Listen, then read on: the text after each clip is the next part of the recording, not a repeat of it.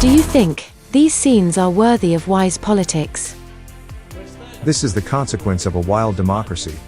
Until we change the way we choose our rulers, the situation will not improve.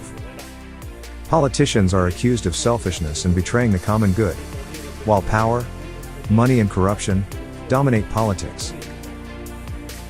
This is an unscrupulous elite, who consider lies as truth and who are willing to do anything to maintain their privileges.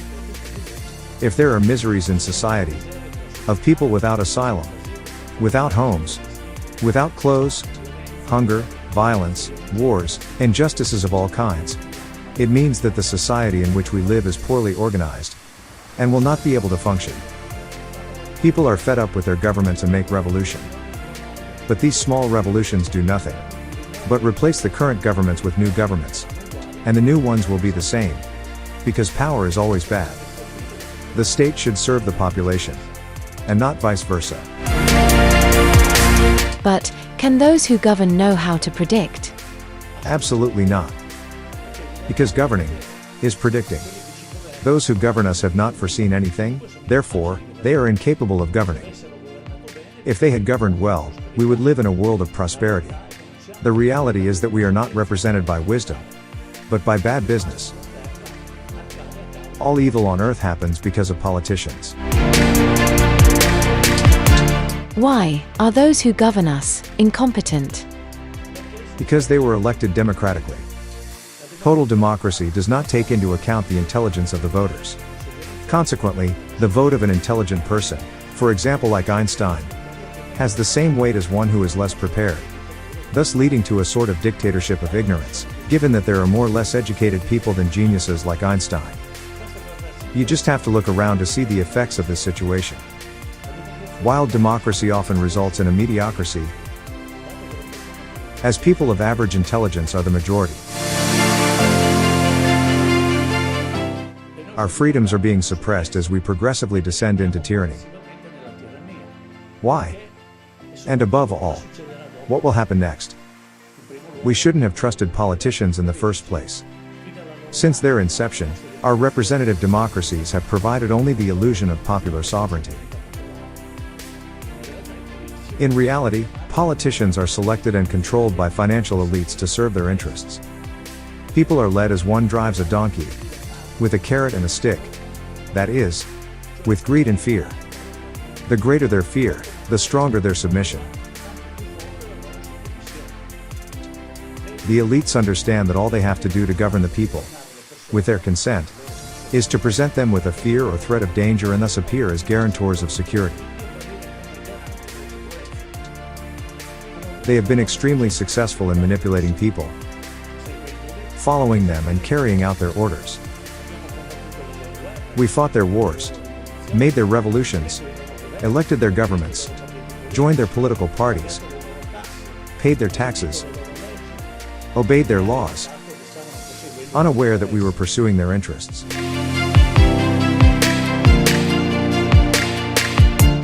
When humanity is free from governments, police, laws and money, our planet will become a true paradise. Even if some still believe in money, know that soon, everyone will take it to the public square and burn it. This is inevitable and a necessary step for humanity. Money is not essential when we all work together for the common good.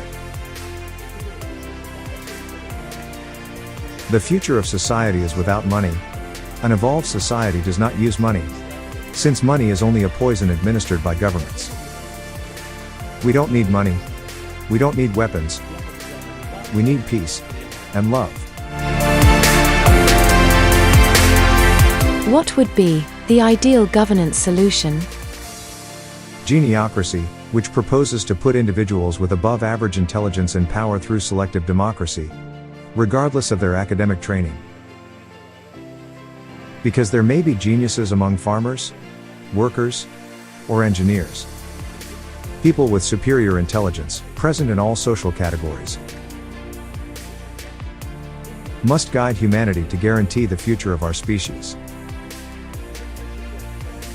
We must act actively to transform the world and bring it into the golden age. A new world characterized by love, brotherhood, and the full development of the human being. People are demanding change. They claim sovereignty and control over public officials. They refuse to fight. They disobey and express their dissent. This is significant. Rather than passively assist, we must be protagonists of this crucial choice for future generations. Since the fate of humanity is at stake. Everyone wants change, but no one knows what needs to be done to achieve real system change. But there is a solution. It's called Geniocracy. Geniocracy was created by Claude Varilne, known as Rail, founder of the Raelian movement. In 1977, in France, Rail presented his theory of geniocracy, which suggests that government should be led by extremely intelligent or brilliant individuals. He proposes a merit-based system of government, where people are selected to govern based on their scientifically measurable abilities and intelligence. According to this concept, only those with above-average intelligence have the right to vote and run for government positions. Geniocracy proposes a selective democracy, where only the brightest minds can govern and participate in political life as voters or candidates. These leaders lead for the common good, as all good leaders do, such as Buddha or spiritual guides. The geniocratic system is organized in such a way that leaders show the way. But, would a geniocratic government have immense power? In a geniocratic government, power is not exercised. It is replaced by the presentation of ideas that can be accepted or rejected. But those who do not accept them will arrive behind others, because geniuses know how to look far ahead. A future is envisioned where brilliant individuals lead without the need for governments, police, or laws.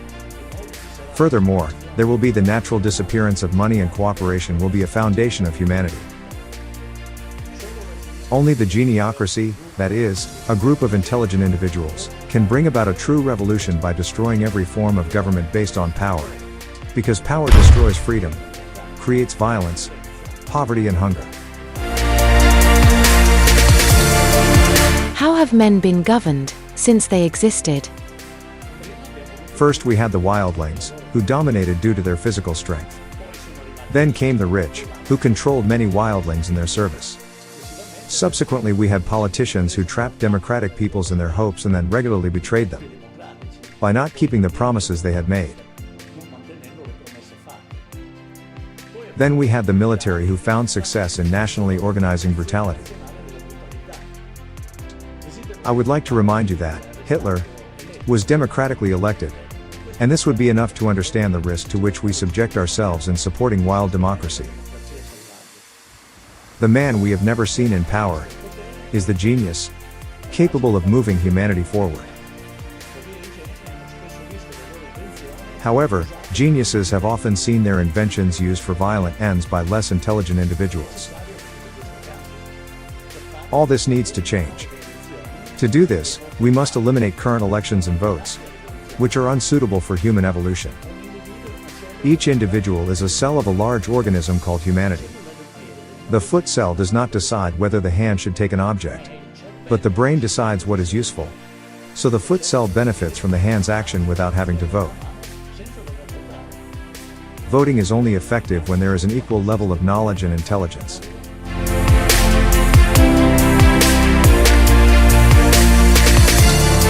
Therefore, knowledge is not intelligence. Knowledge consists mainly of memorization, a task that even a computer can perform, but it does not solve problems. The so-called governing knowledge has created schools where one learns to administer. These graduates, trained in prestigious, renowned schools, learn to govern by using the discoveries of others to their own advantage. However, these institutions do not produce geniuses, but only individuals with good memories. It is not essential to attend prestigious institutions to possess common sense and intelligence.